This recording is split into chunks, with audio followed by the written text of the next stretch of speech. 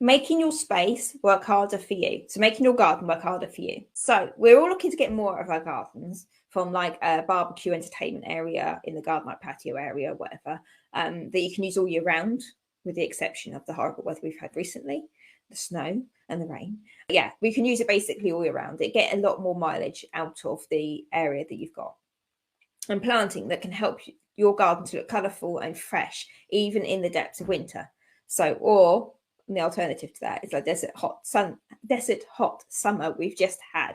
So yeah, so having planting that can be that can tolerate all sorts and really look nice all the time. So called less effort involved, but you get a lot more out of your garden.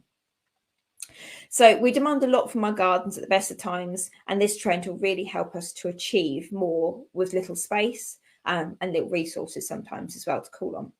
So this trend can also go a long way to supporting the ecosystem in your garden, which is a really good point I wanted to make. It's why I like it so much. So it can also go a long way to supporting the ecosystem in your garden by having a variety of plants growing in all 4 seasons. So rather than just aimed at spring and summer, you're supporting the ecosystem in the soil as well, as the insects that visit your garden and live in your garden, the wildlife that lives and visits your garden, and will promote the overall health of your garden. They will support each other. These different plants growing in different times of year will support each other. They'll become companion planting for each other as well.